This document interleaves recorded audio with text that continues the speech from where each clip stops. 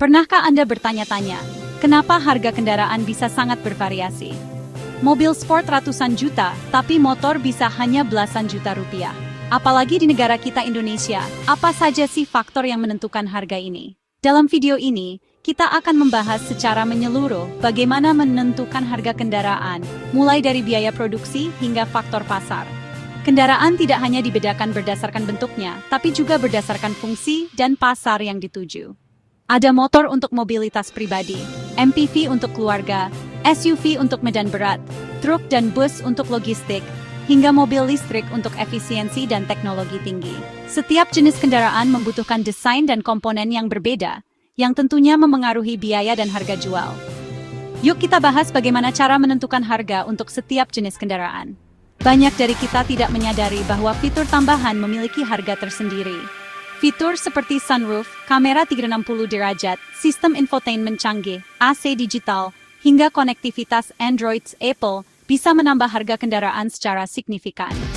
Kendaraan yang terlihat sama di luar bisa berbeda jutaan hanya karena fitur dalamnya. Kendaraan dapat diklasifikasikan berdasarkan jenis dan tujuan penggunaannya. Ada motor untuk mobilitas pribadi, mobil MPV untuk keluarga, SUV untuk jalan berat, hingga truk besar untuk pengangkutan barang. Setiap jenis kendaraan memiliki spesifikasi material dan fitur yang berbeda, yang semuanya memengaruhi harga. Mari kita bahas komponen utama yang menentukan harga dasar sebuah kendaraan. Pertama, biaya bahan baku seperti baja, aluminium, plastik, dan kaca. Kedua, biaya tenaga kerja yang melibatkan desainer, teknisi, dan pekerja pabrik. Ketiga, teknologi dan fitur, seperti airbag, layar sentuh, kamera mundur, sistem rem ABS, dan konektivitas digital. Keempat, biaya perakitan dan pengujian. Kelima, biaya logistik dan distribusi, termasuk transportasi, pajak dan bea masuk jika impor. Keenam, biaya pemasaran dan branding. Dua mobil dengan spesifikasi mirip bisa memiliki perbedaan harga karena merek.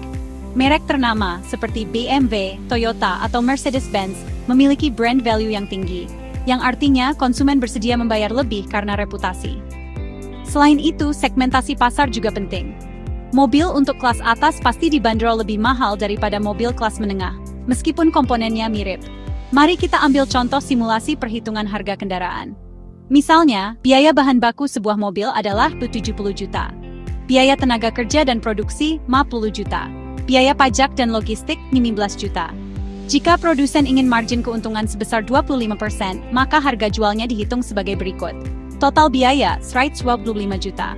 Keuntungan 25% lah 31,25 juta.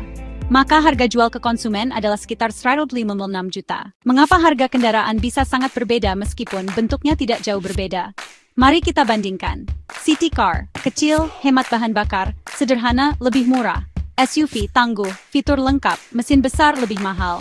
Truk, desain sederhana tapi daya angkut tinggi, mahal karena material dan mesin. Mobil listrik, mahal karena baterai lithium, teknologi baru, dan riset pengembangan. Setiap jenis kendaraan memiliki kebutuhan yang sangat berbeda sehingga tidak bisa disamakan harganya. Selain biaya teknis, ada faktor lain yang sangat memengaruhi harga kendaraan.